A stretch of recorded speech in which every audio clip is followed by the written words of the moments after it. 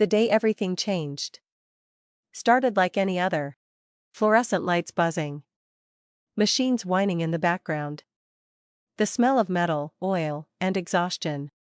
Our company wasn't perfect, but it had one thing nobody else offered: time. Time away. Time to breathe. Time to remember you had a life outside those steel walls. Anyone who survived 25 years earned 8 full weeks of vacation. Plus 2 weeks of personal time. 10 weeks where the world couldn't touch you. That was the deal. The trade. Your soul in exchange for rest. And Jimmy had paid his dues. He walked in every morning like the factory was his second home and first curse. A 63-year-old fossil with nicotine in his veins and a stare that could sandblast concrete. He'd been there since he was 20. 40+ years. More time in that building than in his own house. And he only cared about 2 things: his coffee and building the one part no one else knew how to make. A sealed electronic control module. Epoxy poured. Precise. Patented. A nightmare for anyone without the right hands. Jimmy had the hands. The old owner had the knowledge. Everyone else? Disposable. Then, the announcement. The owner stepped onto the floor, voice cracked, eyes tired. He told us he was selling the company. Retiring. Handing us over to a corporation with the same grin a butcher gives a cow. He promised very little change. We knew better. Promises don't mean shit in rooms filled with money. And just like that, the new owners arrived. Clipboards. Suits. Shark smiles. The first thing they did? Cut vacation time in half. 8 weeks became 4. 2 weeks of personal time? Gone. Anyone maxed out had until December 31st to use their remaining days. No payout. No exceptions.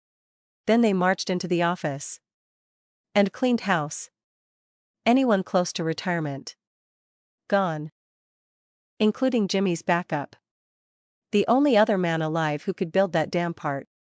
But the biggest mistake? The stupidest, most corporate brain change of all? Vacation no longer needs approval. Just call in. Take it. Whenever. For however long. When Jimmy heard that, he didn't yell. Didn't fight. Didn't complain. He just smiled.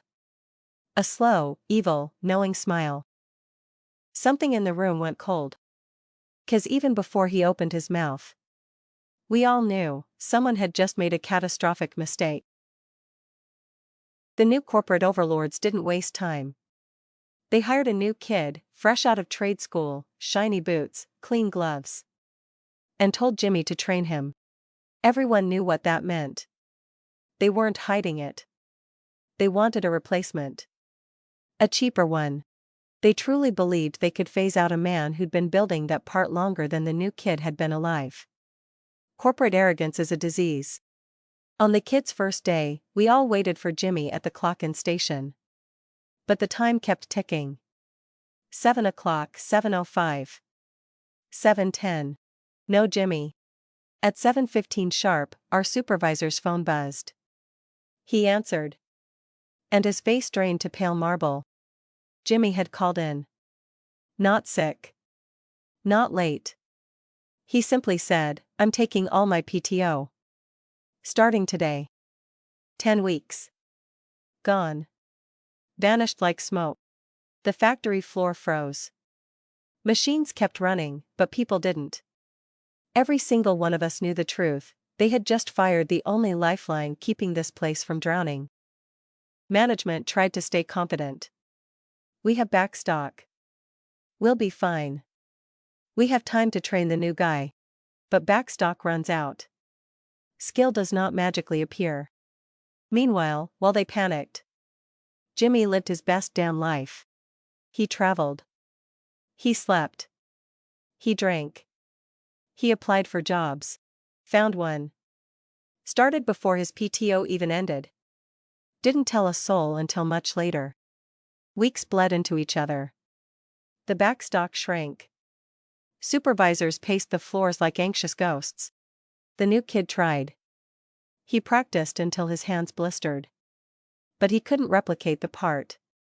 No matter what he did, something was always off.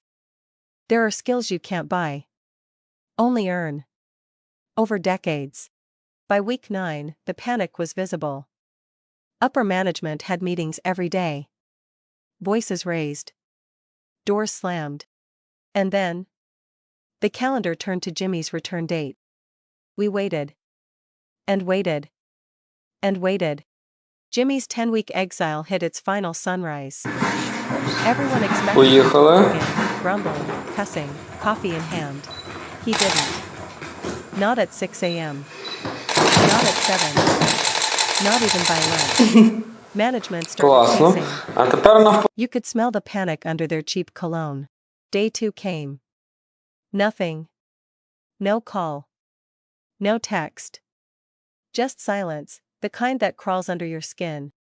By noon they were driving to his house like lost puppies. Knocking. Waiting. Pretending they had any control left. But Jimmy? He was already gone. New job. New life. New middle finger aimed straight at corporate. Day 3 finally broke the tension. His phone lit up their caller ID one last time. He said 10 words, "I'm resigning. Good luck replacing what you threw away." Then he hung up. No explanation. No second chance. Cold. Final. Perfect. That's when the real fear hit them. Because the part he used to make? That sealed control module cast in 2-part epoxy? The one only he and one other guy knew how to build? Yeah. Jimmy's backup was already fired. And without that module, the entire product line was dead. Panic meetings. Emergency emails. Corporate suits flying in overnight. They finally swallowed their pride and called the original owner. The guy who created the damn part in the first place. He listened. Stayed quiet for a moment. Then dropped his price like a hammer, $1 million, or shut the doors. They paid. Of course they paid. Because they didn't just lose a worker. They lost the only man who understood the heartbeat of their machine. Jimmy walked away with peace. They paid a fortune for their arrogance. And the company learned a lesson carved in corporate stone: don't mess with a man's vacation. Especially not Jimmy's.